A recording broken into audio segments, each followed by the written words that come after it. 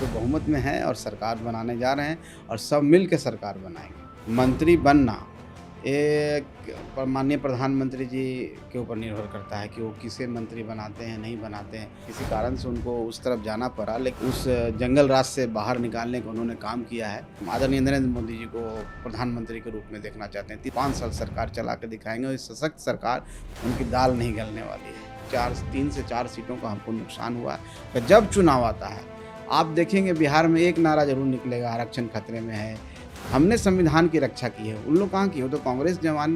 नमस्कार, बहुत बहुत स्वागत है आपका। इस वक्त हमारे साथ हैं संतोष कुमार सुमन, डॉक्टर संतोष कुमार सुमन, जो कि बिहार में कैबिनेट मंत्री हैं।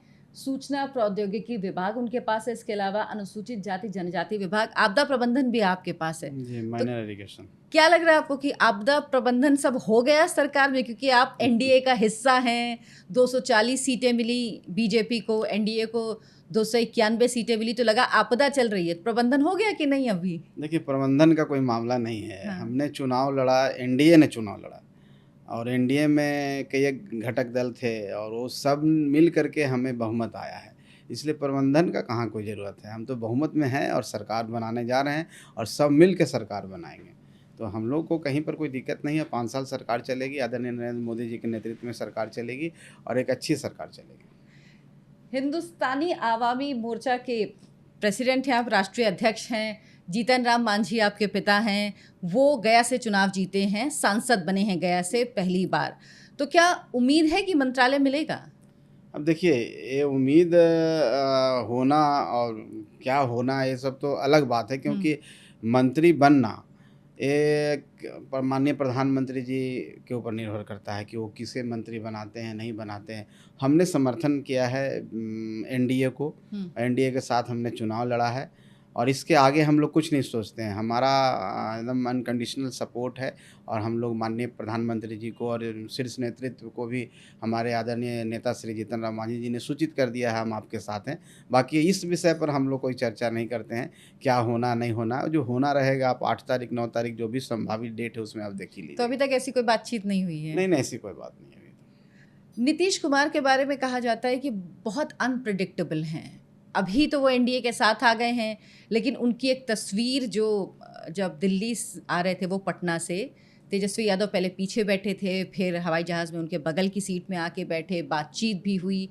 तो ये कहा जा रहा है कि वो कहीं वो ना बदल दें पाला, वो ना चले जाएं इंडी अलायंस के साथ, क्योंकि इंडी अलायंस बनाने वाले लोगों में भी वही थे, उसको आगे बढ़ाने वाले भी वही थे। तो डर है ये क्या मन में कहीं? नहीं, कहीं डर नहीं है। देखिए, माननीय नीतीश कुमार जी हम लोग के नेता हैं और बिहार को उस जंगल राज से बाहर निकालने का उन्होंने काम किया है। ऐसा घटनाक्रम कभी हुआ है बिहार में कि किसी कारण से उनको उस तरफ जाना पड़ा, लेकिन वहाँ जाने के बाद वो खुद उपेक्षित महसूस किए हैं और आए हैं और आने के साथ ही उन्होंने बोला कि अब अपने जीवन में हम कभी उस तरफ नहीं जाएँगे। इसलिए ये सब वहम है और ये सब मिथ्या है, लोगों के द्वारा फैलाया जा रहा भ्रम है। उन लोग फैला रहे हैं जिससे कि मिसअंडरस्टैंडिंग क्रिएट हो, कुछ और दल जो हैं उनको किसी तरह से ट्रैप कर दिया जाए, तो ट्रैपिंग चल रहा है। इस सब कहीं पर कोई सच्चाई नहीं है। तो हम समझते हैं कि सब लोग साथ में हैं और आप देखे होंगे कि माननीय नीतीश कुमार जी का भी स्टेटमेंट आया, टीडीपी के जो नेता हैं उनके भी स्टेटमेंट आया और एनडीए के सभी घटक दल ने बोला है कि हम आदरणीय नरेंद्र मोदी जी को प्रधानमंत्री के रूप में देखना चाहते हैं, तीसरी बार प्रधानमंत्री के रूप में देखना चाहते हैं। तो कहीं पर कोई कन्फ्यूज़न नहीं है। जो बातें चल रही है वो चलाया जा रहा है और इसलिए चलाया जा रहा है कि उनको लग रहा है कि हम भी कहीं आ सकते हैं। तो ये मुंगेरी लाल के हसीन सपने के जैसा है और कुछ नहीं है। जनता ने अपना मैंडेट दे दिया है, जनता ने अपना विश्वास आदरणीय नरेंद्र मोदी जी पर दिया है, वो प्रधानमंत्री बनने वाले हैं। डॉक्टर साहब, ये सवाल मैंने इसलिए पूछा क्योंकि बिहार विधानसभा में जीतन राम मांझी जी और नीतीश कुमार जी के बीच नोकझोंक हुई। उसके बाद दोनों एक फ्लाइट में मिले, उसके बाद गिले शिकवे दूर हो गए। उसके बाद नीतीश कुमार इधर आ गए, फिर सारे जो गिले शिकवे थे, जो शिकायतें थीं, वो ख़त्म हो गई। तो ये लग रहा है कि फ़्लाइट दिल्ली से पटना जब पटना से दिल्ली फ़्लाइट आती है तो बहुत कुछ हो जाता है। तो लगा इस बार भी कहीं कुछ हो तो नहीं गया? नहीं, देखिए, उसको उस तरह से रिलेट नहीं कीजिए। फ्लाइट में मिलना पब्लिक अपना है, जगह है, वो सब लोग जा सकते हैं, सफ़र करते हैं और कोई औपचारिक तौर पर वहाँ भेंट हो गई, अनौपचारिक तौर पर, तो वहाँ पर एक व्यक्तिगत संबंध सबके होते हैं, मिलना जुलना अपनी जगह। उसको उससे रिलेट करना तो हम समझते हैं मीडिया के द्वारा हाइप किया गया गया है। एक तरह से सनसनी फैलाने वाली बात है कि वो मिल लिए, ऐसे किया था। फ्लाइट में तो बगल वाली सीट पर तो कोई ना कोई बैठेगा ही, और तेजस्वी यादव भी बैठ गए। तो अब नेता हैं, दोनों बिहार के नेता हैं, और निश्चित तौर पर जब हम लोग कोई भी रहेंगे तो हम लोग भी तेजस्वी यादव जी से मिलेंगे, तो साथ में बैठ के बातें करेंगे, चाय पिएंगे। इसका ये मतलब नहीं है, तो उसका कतई कोई मतलब नहीं निकाला जाए। आप इतना ही समझ लीजिए कि वो आप देखेंगे कि हम लोग सरकार बनाने जा रहे हैं, और बहुत आसानी से सरकार चलेगी, और एक मजबूत सरकार चलेगी। और माननीय नरेंद्र मोदी जी ने भी बोला है कि हम ये सरकार भी चला के दिखाएंगे, और लोग कहते हैं कि हम मेजॉरिटी वाली ही सरकार चला सकते हैं, हम ये सरकार भी चलाएंगे और सबको मिलकर चलेंगे। और हम समझते हैं कि ये बहुत बढ़िया संयोग है कि जो लोगों को ऐसा लग रहा है, उसमें भी आदरणीय नरेंद्र मोदी अपने को प्रूव करके दिखाएंगे, और 5 साल सरकार चला के दिखाएंगे। और इस सशक्त सरकार, मजबूत सरकार, देश के विकास के लिए आगे बढ़ेंगे, और हमारा दुनिया में नाम रोशन होगा इस देश का, हम आर्थिक शक्ति के रूप में उभरेंगे। निश्चित तौर पर हम लोग इस परिकल्पना और विज़न के साथ काम कर रहे हैं। इसलिए कतई कहीं पर कोई चिंता नहीं है, कहीं पर कोई दिक्कत नहीं, कहीं पर ऐसी शंका नहीं है कि सरकार नहीं बन रही है। जो लोग बोल रहे हैं उनको भी बोलने का अधिकार है, उनको भी सरकार बनाने का अधिकार है। वो कोशिश कर रहे हैं, कोशिश करने दीजिए, उनकी दाल नहीं गलने वाली है। ये बात मैंने इसलिए कही क्योंकि पहले तेजस्वी पीछे बैठे थे, फिर जब वो फ्लाइट से उतरे तब जब उनसे पत्रकारों ने बात की तो उन्होंने कहा नहीं नहीं, हमें तो मुख्यमंत्री जी ने ही बुलाया था बगल में बिठाने के लिए, उन्होंने कहा कि आप बगल में आ जाइए, बैठिए। तो लगा जब बगल में बैठे हैं बात हो रही, तो ऐसा तो नहीं कि फ्लाइट में फिर से कुछ परिवर्तन होगा। इसलिए सवाल आपसे नहीं, पूछूं। नहीं, निश्चित तौर पर माननीय मुख्यमंत्री जी सहृदय हैं, सबको से मिलते हैं। तो तेजस्वी जी पीछे बैठे हैं तो उनको बुलाए, और वो तो चाचा कहते हैं, तो पुत्रवत के तरीके के आगे बुलाए, और कुछ न कुछ उनको सिखाए ही होंगे उतना देर में। आगे की राजनीति के बारे में सिखाए होंगे, कैसे राजनीति में उनको चलना है, कैसे आगे बढ़ना है, उसके बारे में सिखाए होंगे। तो कुछ न कुछ मंत्र लेके ही गए होंगे, लेकिन वो मंत्र ऐसा कुछ नहीं है।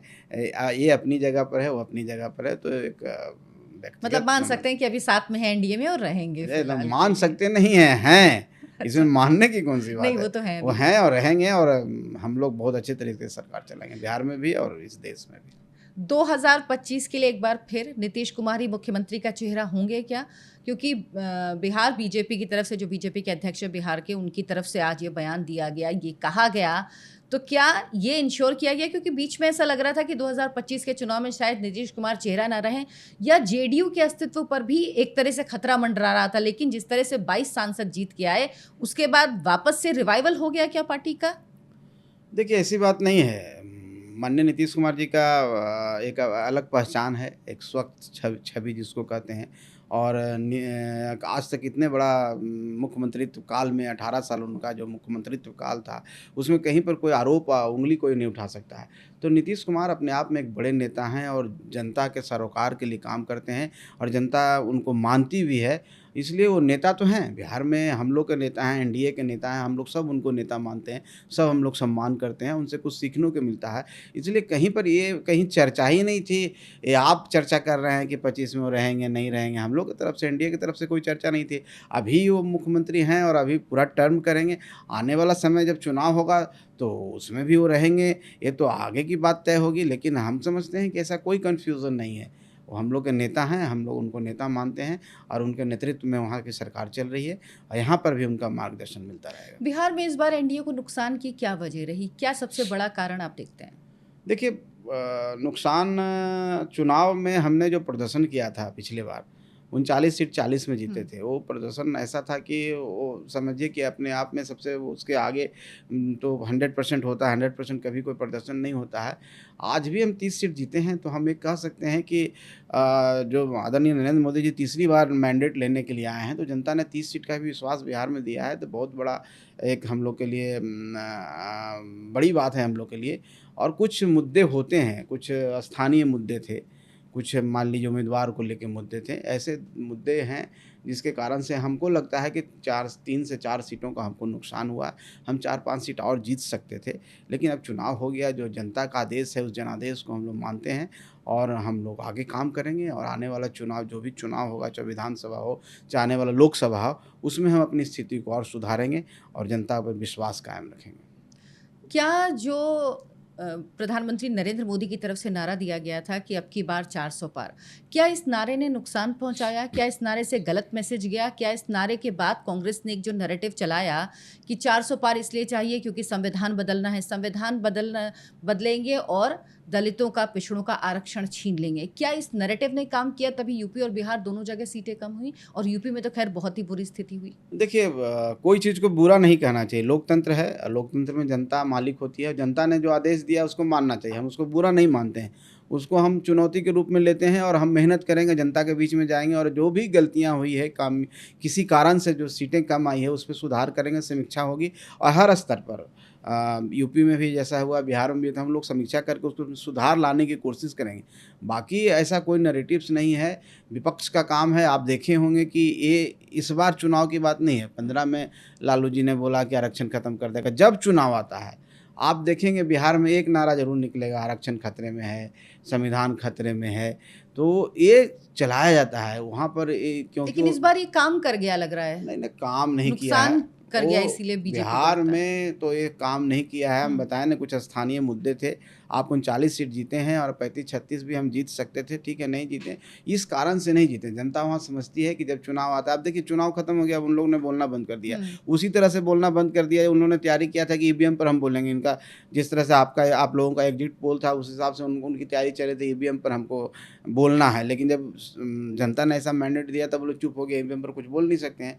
तो उसी तरह से उनका एक अपना तकिया कलाम है, जब चुनाव आएगा तो जनता में भ्रम फैलाते हैं, क्योंकि जनता में कहते हैं कि आपका आरक्षण खत्म होने लगा, ये छीन लेगा। लेकिन ऐसी तो कोई बात है नहीं, सरकार संविधान से ही चलता है। देश देश का जितना भी कानून है, चाहे देश की जितनी भी संस्थाएँ हैं, वो सब संविधान से चलता है और संविधान का सब सम्मान करते हैं। तो इस तरह का भ्रम फैलाने वाले को हमको समझ में आनी चाहिए कि आपको जब मौका मिला तो आपने कितना संविधान को रक्षा किए थे, संविधान की बातें की। जैसे कांग्रेस पार्टी है और कांग्रेस पार्टी जब सरकार में थी तो जितने भी दल हैं उनके साथ सब उनके विरोध में खड़े थे। वहाँ से टूट के सब बने हुए हैं, सबकी विचारधारा कांग्रेस के खिलाफ है। आज उस अम्ब्रेला के तहत खड़े हैं कि हम कांग्रेस के साथ हैं। अब देखिए कि लालू जी 74-75 जेल में थे, तो वहाँ मीसा का जो maintenance of international security act की बात है, अपनी बेटी का नाम मीसा रखे हैं, उसके विरोध में खड़े हुए थे। उस समय कह रहे थे कांग्रेस संविधान खत्म कर रहा है, तो ये पुराना आदत है उनका संविधान की बात करना। आप देखे होंगे कि कैसे 356 का अनुच्छेद का दुरुपयोग किया जाता था, एक दिन में 4-4 सरकारें गिर जा रही है। 370 इस देश में हटाया गया, माननीय नरेंद्र मोदी जी ने हटाया, इस देश में एक संविधान बनाने का काम किया।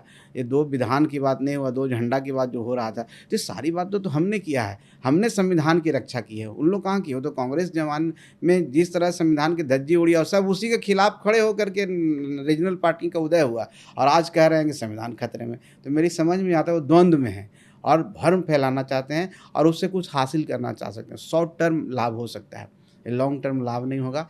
फिर देखिएगा विधानसभा चुनाव में वो 22 सीट पर सिमट जाएंगे उन लोग जो एक समय में आए थे। इस बात को आज ऑन रिकॉर्ड में आपको बता रहा हूँ। लग रहा है कि बिहार में कम नुकसान, जैसे आप कह रहे हैं 39 सीटें पिछली बार आई थी, इस बार 30 सीटें आई, तो ज़्यादा नुकसान नहीं हुआ है। इसकी एक वजह जो मेरा आकलन कहता है, जो मुझे लगता है, देखिए कि आपकी पार्टी साथ में थी, महादलितों के लिए काम करते हैं आप लोग, दलित महादलितों के लिए आपने जोड़ा एनडीए से, या जो रामविलास पासवान जी की पार्टी है, चिराग पासवान जी की पार्टी लोजपा, उन लोगों ने, तो क्या इस वजह से जो आप लोगों का एनडीए के साथ रहा, इस वजह से नुकसान की भरपाई हो पाई, नुकसान कम हो पाया? क्योंकि जातिगत आरक्षण का मुद्दा भी था, उस पर भी बात की गई, वो भी राहुल गांधी उठा रहे थे। हालांकि जाति का सर्वे नीतीश कुमार ने ही कराया बिहार में, लेकिन वो मुद्दा वो लगातार वो भी उठा रहे थे। जी, निश्चित तौर पर ऐसा कोई देखिए गठबंधन जब होता है, तो गठबंधन इसीलिए होता है कि हम सब लोगों को मिला के, समाज के सभी तबकों को मिला के, हर पार्टी कुछ समाज के ऐसे तबके होते हैं जहाँ पर वो एड्रेस नहीं कर पाती है, चाहे अपने आप को वहाँ पहुँचा नहीं पाती है, तो गठबंधन इसलिए किया जाता है कि वो पार्टी वहाँ पर वो काम कर रही है और अच्छी उनकी पकड़ है, तो सब मिल करके चुनाव लड़ते हैं जो समान विचारधारा के होते हैं, जिनकी सबकी विचारधारा एक और विचारधारा है गरीबों का कैसे कल्याण हो। तो इसी के लिए गठबंधन बनता है और गठबंधन बनने का मतलब ही है कि हम एक दूसरे को मदद कर रहे हैं, सबके समन्वय से काम चल रहा है। तो निश्चित तौर पर गठबंधन का तो फायदा होता ही है और आगे भी होना है और हम समझते हैं कि बिहार में भी आने वाले समय में हम सरकार बनाएंगे। मांझी साहब अगर मंत्री बनते हैं तो दलितों, महादलितों के लिए क्या ऐसी चीज़ें हैं जो होंगी, या क्या आपका विज़न है? आपको क्या लगता है कि क्या चीज़ें इतने साल में नहीं हो पाई जो होनी चाहिए थी? देखिए सबसे बड़ी बात है हम लोग जिस बिहार से जहाँ से हुँ, आते हैं, ख़ास करके दलित समाज में कुछ ऐसी जातियाँ हैं जो आज भी जिनको महादलित की श्रेणी में रखा जाता है, आज भी बहुत गरीब हैं और जो सारे इंडिकेटर्स होते हैं डेवलपमेंट के उस पर कहीं पर खरे नहीं उतरते हैं। चाहे एजुकेशन की बात हो, चाहे सामाजिकता की बात हो, चाहे आर्थिक स्थिति की बात हो, चाहे राजनीतिक रूप में उनका जो अवेयरनेस है वो नहीं है। इस चीज़ को हम लोग बिहार में पार्टी बनाए हैं तो एक आवाज़ बन के कोशिश की है हमने उन गरीबों की आवाज़। और ये गरीब जब हम लोग कहते हैं तो इसका ये मतलब नहीं है कि किसी जाति से हम पर्टिकुलर जाति की बात करते हैं। बिहार में ऐसे बहुत सारे लोग हैं जो गरीब हैं। वो स्वर्ण जाति से भी हो सकते हैं, पिछड़ जाति से भी हो सकते हैं, अल्पसंख्यक से भी हो सकते हैं। तो सबको हम लोग एक क्योंकि सबकी समस्या एक है, जो गरीब है बिल्कुल। सबकी समस्याएँ एक ही हैं। तो उनको कैसे आगे लाया जाए, तो सबसे बड़ा चीज़ जो मैं समझता हूँ कि हर चीज़ तो है कि आर्थिक स्तर पर सुधार करना है, सामाजिक स्तर पर भी करना है, लेकिन राजनीति एक ऐसी चीज़ है, राजनीतिक भागीदारी जो समाज ने लिया, जो समाज राजनीति को समझा, उसका डेवलपमेंट हुआ है। तो हम लोगों ने जा कर गाँव में जा कर के हर माध्यम से, पदयात्रा के माध्यम से, सभाएँ कर के लोगों को प्रेरित किया है कि आप अपनी राजनीतिक भागीदारी को बढ़ाओ, सुनिश्चित करो और जितना आपकी राजनीतिक भागीदारी बढ़ेगी, उतना ही आपका डेवलपमेंट होगा क्योंकि आप समाज में प्रतिनिधित्व मिलेगा। जब प्रतिनिधित्व मिलता है तो लोगों के अंदर एक मोरल बूस्टअप होता है, कुछ करने की उनके अंदर एक अच्छा आता है, वो देखते हैं कि नहीं हमारे समाज का एक व्यक्ति इतना बड़ा पद पर गया है तो हमको भी मेहनत करना चाहिए, एक प्रतिस्पर्धा होता है। तो हम समझते हैं इससे आर्थिक गतिविधियाँ भी बढ़ती है, सामाजिक स्तर पर भी लोग बढ़ते हैं और उससे एजुकेशनली उनको भी फ़ायदा होता है। तो हम लोग सबसे बड़ा काम करना चाहते हैं कि लोगों के अंदर एक अवेयरनेस फैलाएँ और लोगों के अंदर जो भावना है कि हम गरीब हैं, हम कुछ नहीं कर सकते हैं, कैसे उनको एम्पावर्ड करें, कैसे उनको आगे करें। बाकी उसके बाद तो बहुत सारी बातें हैं, उनको कैसे हम रोज़गार दे सकते हैं, उनके लिए और भी क्या जो सुविधाएँ, बेसिक सुविधाएँ होती हैं, उसको कैसे दें। वो तो एक एजेंडा है हमारा, उस पर हम काम करेंगे। लेकिन सबसे बड़ा अवेयरनेस की बात है, क्योंकि आज भी गाँव में लोग हैं और आज भी आप देखेंगे कि एक समाज है बिहार में जिनको हम लोग मुसर कम्युनिटी कहते हैं हुँ। और उस कम्युनिटी से हम लोग आते हैं। आज भी देखते हैं कि वोट देने में वो उतने परिपक्व नहीं हैं, उतने जागरूक नहीं हैं। वो कुछ लोग कमाने माइग्रेट कर जाते हैं और जो भी लोग रहते हैं उनको हम लोग को प्रेरित करना पड़ता है, कुछ वॉलंटियर्स तैयार करना पड़ता है और उस तरह से वो अपने अपने आप को जो वोट का जो उनका सबसे बड़ा अधिकार है, वो उसको पूरा नहीं कर पाते हैं, जिस कारण से विकास में पीछे रह जाते हैं। तो इस चीज़ को हम लोग समझाने का काम करते हैं कि ये तुम्हारा अधिकार है। जब तक आप अपनी शक्ति को नहीं दिखाओगे, अपनी क्षमता को नहीं दिखाओगे, तब तक आपको अधिकार नहीं मिलेगा और आपको अधिकार को छीनना होगा। तो इसलिए हम लोग इस पार्टी के तौर पर हम लोग इसको आगे बढ़ा रहे हैं और सरकार बनेगी तो निश्चित तौर पर हम लोग चाहेंगे कि केंद्र सरकार का मदद बिहार में हो, एक विशेष पैकेज मिले। ये विशेष हाँ, राज्य के दर्जे जी। की क्या माँग होगी? क्योंकि विशे केसी त्यागी जी कह रहे हैं कि ये तो हमारी पुरानी माँग है, तो ये तो पूरी होनी नहीं, ही विशेष चाहिए। राज्य का दर्जा तो अपनी जगह पर है, अगर नहीं भी मिलता है तो हुँ। विशेष पैकेज मिलना चाहिए बिहार को और बिहार को पैकेज मिलेगा तो निश्चित तौर पे बिहार में डेवलपमेंट होंगे, इंफ्रास्ट्रक्चर डेवलप होगा, नए-नए इंस्टीट्यूशन खुलेंगे, उद्योग धंधे जाएँगे, तो उन गरीबों को फ़ायदा होगा। तो इस पर तो हम लोग का भी फ़ोकस है कि कैसे केंद्र सरकार से विशेष पैकेज मिले, ऐसा पैकेज मिले जो वहाँ के लोगों को विकास की गति को तेज़ करे, वहाँ पर रोज़गार का सृजन हो, नए लोगों को रोज़गार मिले, युवाओं को हर तरह का बड़े-बड़े इंस्टीट्यूशन हो। तो ये सब चीज़ें हैं हम लोग के में, हम लोग इस पर भी काम करेंगे और आगे देखते हैं। हम लोग समझ रहे हैं कि एक आने वाला बिहार के लिए एक अच्छा भविष्य है और एक अच्छे विज़न के साथ हम लोग काम कर सकेंगे। डॉक्टर साहब, जब पहली बार नीतीश कुमार मुख्यमंत्री बने तो बिहार का विकास बहुत तेज़ी से हुआ। मतलब जितने जानने वाले मेरे हैं, जितने दोस्त हैं, पत्रकार मित्र हैं जो बिहार के हैं, वो जाते थे तो वो कहते थे कि ऐसा परिवर्तन, मतलब मेरा जन्म हुआ लेकिन मैंने ऐसा नहीं देखा, बहुत परिवर्तन। लेकिन उनके हर कार्यकाल के साथ ये परिवर्तन स्लो होता गया। बिहार विकास की उस सीढ़ी की तरफ नहीं बढ़ पाया जो उम्मीद थी नीतीश कुमार के मुख्यमंत्री बनने के बाद, फर्स्ट टर्म के बाद, कि वहाँ पहुँचेगा। कहाँ पे चूक हुई? कहाँ रुक गया बिहार फिर से आगे बढ़ने से? देखिए, क्यों? ये आपका सोचने का नज़रिया है। आपको हम एक बात बोलना चाहते हैं। कोई भी स्टूडेंट है उसको 0 मार्क्स आया हुआ है और वो 0 मार्क्स कहने का मतलब है कि बिहार एक ऐसा स्टेट था 15 सालों में माननीय लालू प्रसाद यादव जी, आदरणीय लालू प्रसाद यादव जी ने जो बिहार को जहाँ पहुँचा दिया, वो ऐसा बिहार हो गया था कि लोग वहाँ जाने से भी डरते थे। और जब 0 रहता है और जब वहाँ पे माननीय नीतीश कुमार जी मुख्यमंत्री आए और वो शांति बहाल किए, तो वो बहुत तेज़ी से बढ़ा। अब वो 90% मार्क्स ले आए, 90% से ऊपर ले आए, तो 90% 95% ले आए हैं, 95 से 100 लाने में आप भी समझते हैं कि कितना मेहनत होता है। तो वो बात है, आप इस नज़रिए से आप देखेंगे तो शुरुआती में कुछ नहीं था, उन्होंने काम किया, आते ही इंफ्रास्ट्रक्चर आप देखेंगे वहाँ रोड था ही नहीं। आप वहाँ देखेंगे कि बिजली नाम की कोई चीज़ थी ही नहीं, तो शाम में लोग घरों से निकलते ही नहीं थे, कोई इंस्टीट्यूशन था ही नहीं, हॉस्पिटल नाम की कोई चीज़ थी नहीं, किसी चीज़ में आप देखेंगे वहाँ पर कुछ नहीं था, सिर्फ़ एक ही था भ्रष्टाचार, हत्याएँ होती थी और लोग लोग जो वहाँ उनके जो तत्व थे, जो तत्व जो चोरी डकैती करते थे, चाहे जो भी आपराधिक किस्म के लोग थे, उन लोग का बोलाबाल था और जितने भी थोड़े छोटे-छोटे रोज़गार करने वाले लोग थे, सब पलायन कर रहे थे। तो नीतीश जी के आने से वो रुका, लॉ एंड ऑर्डर सुधरा, तो बहुत तेज़ी से वो सुधरा और हमारी बच्चियाँ साइकिल लेके घरों से निकल के स्कूल जाने लगी, वो एक अलग दृश्य था। तो इंफ्रास्ट्रक्चर का डेवलपमेंट हुआ, अच्छे-अच्छे रोड बने, हाईवे बने, फ्लाईओवर्स बनने शुरू हो गए, तो वो दिखने लगा। लेकिन नीतीश जी ने जितना दिन काम किया वो अब उस स्थिति में ला दिया बिहार को कि बिहार अपने आप सेल्फ डिपेंडेंट होने लगा है, बिहार में भी रोज़गार सृजन होने लगा है। तो अब हम कहें ना कि हम 95 ले आ चुके हैं, तो अब 100 लाने में तो समय लगेगा ना, तो उसके लिए हम काम कर रहे हैं। 100 लाने के अब हमारे लिए एक विशेष पैकेज मिल जाए, हम उद्योग स्थापित कर दें, वहाँ के लोगों को रोज़गार मिलेगा और नए-नए इंस्टीट्यूशन डेवलप हो जाए, चाहे हेल्थ सेक्टर में हो, चाहे एजुकेशन के सेक्टर में हो, चाहे और भी किसी सेक्टर में हो। हम समझते हैं कि बिहार फिर अव्वल माने इस देश में अव्वल राज्य के रूप में निश्चित तौर पर आएगा, क्योंकि बिहार में क्षमता है, हर तरह का क्षमता है, क्योंकि हमारी ऐतिहासिक धरोहर है, धार्मिक धरोहर है, सब चीज़ बिल्कुल। में हम लोग हैं।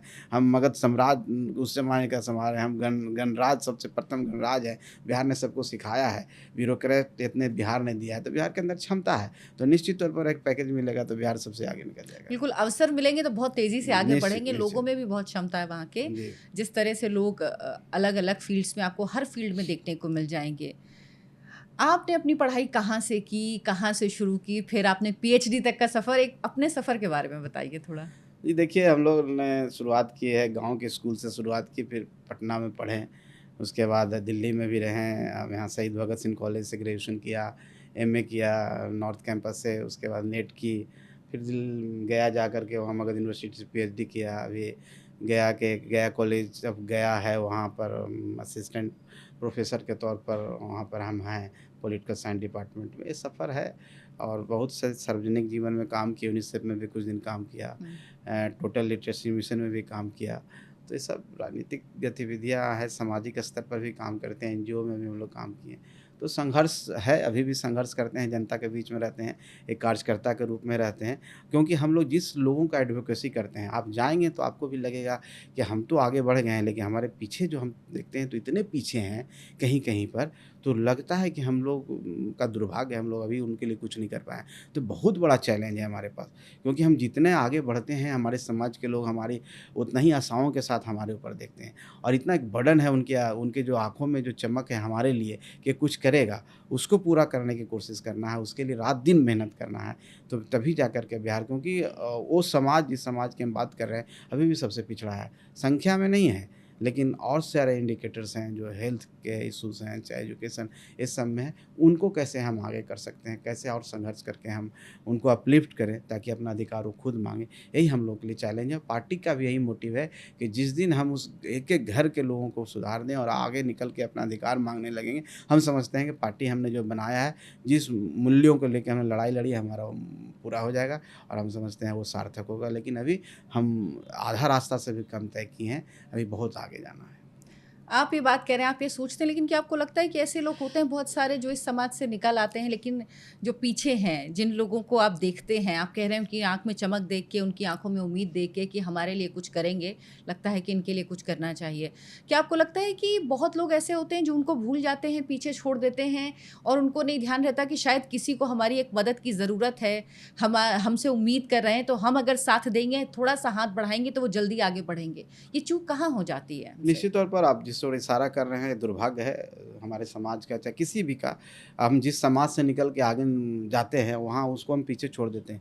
हर व्यक्ति का दायित्व है, हम जिस समाज में हैं, हम जहाँ से निकले हैं, हमारी रिस्पॉन्सिबिलिटी है कि उनको आगे बढ़ाना है। तो बहुत कम लोग होते हैं जो सोचते हैं, लेकिन हम सबको सोचना ही होगा। अगर एक भी व्यक्ति सोचेगा तो 10 उसके साथ हो जाएँगे। तो एक मुहिम हमने पार्टी के तौर पर छेड़ी है और हम समझते हैं इसमें अब लोग जुड़ रहे हैं, उस समाज के लोग भी जुड़ रहे हैं। दूसरे समाज के लोग भी जुड़ रहे हैं, उनके मन में भी है कुछ, उनको आगे बढ़ाना है।